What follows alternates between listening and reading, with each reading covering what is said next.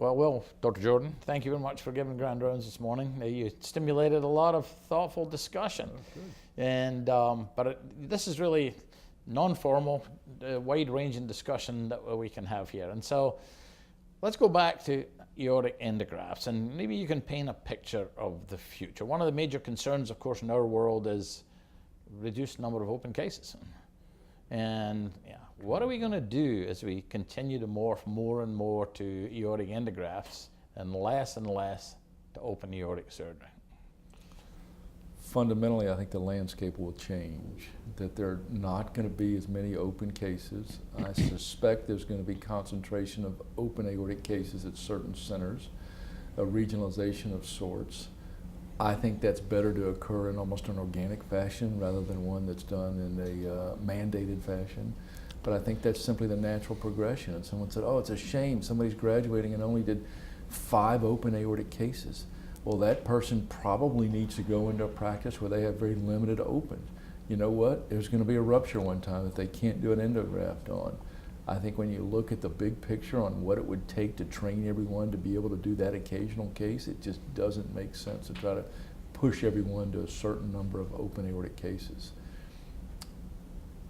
To add to that entire concept, I think that we potentially could improve our training paradigm to find the people who might be better suited to do open cases or better suited to do different type cases. And let's just take open aortic cases. Figure out who has that innate talent that then can be developed and then still be a good open aortic surgeon even when you're low volume. Too often I think we're correlating volume with outcomes, which I didn't even touch on today, but I think that we don't do a very good job of maybe recruiting and then developing certain skill sets. We say, oh, you want to be a vascular surgeon? Come on, I'll make you a vascular surgeon. I don't think it's that simple. And you're doing a lot of the pioneering work when you start looking at some of these competency-based courses that you do. I think that we need to really consider how to implement that to the next level.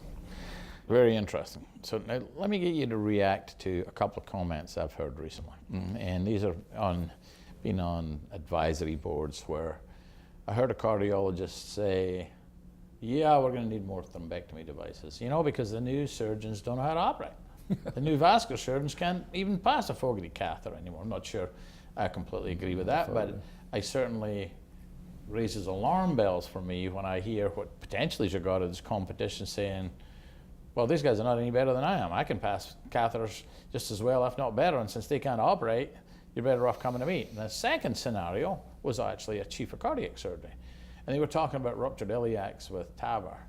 And he said, we don't call the vascular guys anymore. They're afraid of big bleeding. We get much more experience than that. And so here you have a cardiac surgeon, the cardiologist, independently beginning to look at the vascular surgeon in a completely different light. They justified? You're describing an extinction of our species is what I'm a little concerned. But I actually think that much of the vascular world has approached that differently. And you potentially were the instigator of this, and 20 years ago, and you said we need to learn the catheter. So I actually going to submit to you that I, the surgeon, can do that catheter-based thrombectomy better than the cardiologist, and you should come to me because I'm going to figure out whether it's better to do it open or whether it's better to do endo. So I think that we improve our endovascular skills to be able to do that so we can approach that. That's the cardiology side. The big iliac bleeding, gee, interesting concept, except that a lot of people are going to go so they simply use balloon control so we don't have to see the big bleeding concept. I can still remember my first iliac on a stick. It was the year 2000, and the radiologist who was doing the case with me asked for a balloon. While they were scrambling around trying to open the box, I simply picked up the knife and made the incision and got my hand on it before they could get the balloon in place. That actually was a lady that I then had to treat 13 years later for her later degeneration, which he degenerated more proximally. But the point is that I think that people will tend to use the skill set where they have the experience. And I'm going to say comfort, and I still want to go back to the prior comment that I think ultimately you're going to find those who have a different mindset on how they'll approach it. And even being a low volume surgeon, they're going to have the mindset of, oh, I know how to get in there and solve this problem. And that might be, we might have to look at some other characteristics beyond just the manual dexterity. It might be something as simple as, what is someone's risk tolerance? How much risk are they willing to take to go in there? And when somebody's bleeding, you know, and you're going in there in a retroperitoneum, you don't really care much about the ureter. You'll deal with that later. You get in there and get into that area and stop the bleeding. As opposed to someone else is going to be concerned about the ureter, and that might paralyze their actions on how to move forward. So I think that I'm going to flip it back, that we need to go into the training side to help improve what we need for supply of vascular surgeons for the future. So we have an integrated vascular surgery program. I think you have too. Just approved last week. Great.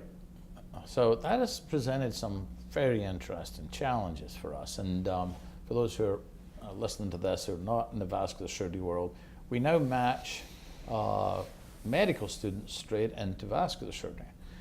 Now, we've been very used to being given fully trained general surgeons. They're highly competent, and then we basically teach them vascular surgery. Now we got to take medical students, and that is a paradigm shift. But, you know, having graduated a couple of years, been very impressed with where we've got them to. Now, I know you've kind of been involved in the education committees and things nationally. What's the general feeling in the vascular community about the integrated residency program? That feeling, I think, is not much different than the traditional conservative surgical approach about any change. We don't like it, and the traditional surgeon doesn't want to change. I consider myself a traditionalist. My first exposure to that concept about the integrated program was evident when I served on the board from 2004 to 2010. And that's when I could see it morphing. That's when we started the integrated program at UAB in 2010, and we've started graduating people. I agree, you got to think very differently, because no longer are we a finishing school where we get to hone someone's skills. We get to take a runner and make him a high-level sprinter. Now we got to teach him how to walk and then run.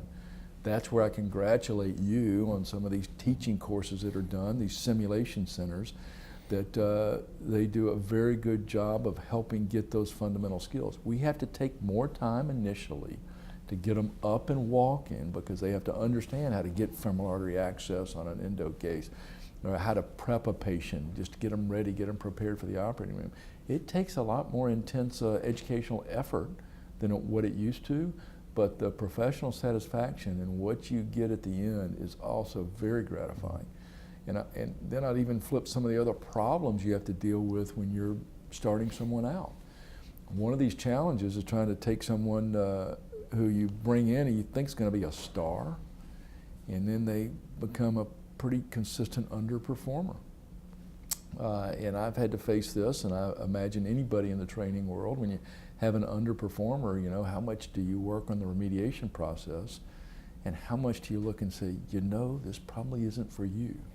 It's pretty hard to fire someone these days. We don't have the pyramid training mechanisms that we used to have. But sometimes you get someone in your program that just probably shouldn't do vascular surgery. And you know, it's hard, because these are highly motivated, usually pretty smart people, because they've gotten pretty far through the process. And now you got to tell them no, and they're not used to hearing that. That's why I'm going to go back to some of the prior points. I think that we ought to be looking a little bit more carefully at the selection process. Potentially even take that medical student who expresses interest in surgery, bring them to the boot camp course, see how they can do sewing on a clock face. You know, it's not that you can't do it if you can't sew on a clock face, but you're going to need to work harder at this element. Not everybody can be a professional pitcher that Greg Pearl wanted to talk about today. Some people can just throw better than others, and I think ultimately we got to make a decision if we're going to take someone who's sort of below what we want and put the time, effort, and resources into getting them up, or we just start doing a better job selecting. Yeah, I mean, it's a fascinating thing you're pointing to, in that we select people based upon their interview and also on letters, but the letters for a medical student know nothing about their technical ability. Right. I mean, I will say it's pretty easy choosing a fellowship level candidate, because they've, words I always use are bloodied in battle. You know, they've been in the trenches for 5 years, and the program directors know whether they can operate or not. But we're now trying to choose people straight into what you might regard as one of the more technically demanding specialties straight out of medical school with no idea of their technical ability. Fascinating idea.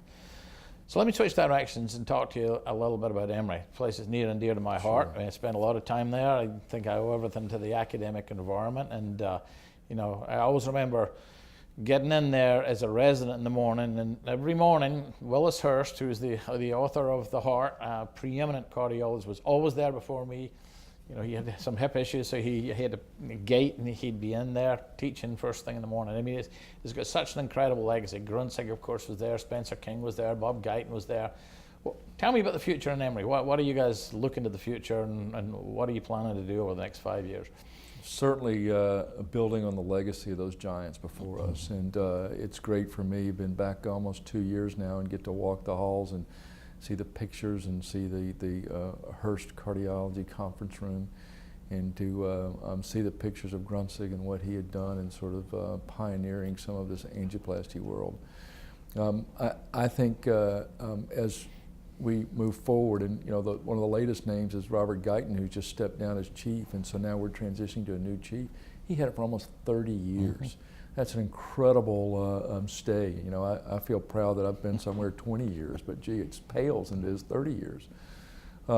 So I think our next step is we are really looking more towards disease-based care, and this is the vision that we had of our prior dean and what he wanted to have these platforms as part of the skyline of Emory Healthcare.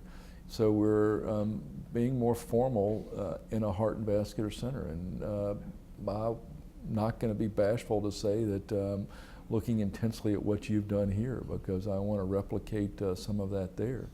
We have a co-leadership, including cardiology, cardiothoracic surgery, and vascular surgery, in putting 4 of those people together and sort of working through the process.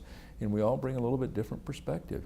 And we're all relatively collegial right now. I'm certain that we'll have some negative interaction at some point, but as long as you have at least a professional component to it, I believe we can move forward. So I think in the next 5 years, you're going to see more formalization of that at our institution. The other challenge that might be a little bit different from this institution, though I did see that Methodist has some different outreach, that we're working across the city and we're having smaller size hospitals that have sort of the flagship of each program. And that's going to create some challenge, but I think that we're trying to get a little bit closer to the patient. Some of this is the traffic problem in any large metropolitan area. But see if we can develop these programs and improve the delivery of care to our clientele, to our patients. So these are some major areas that we'll be focusing upon in terms of delivery of health care, and that doesn't even count all the research stuff that we'll sort of hop into later.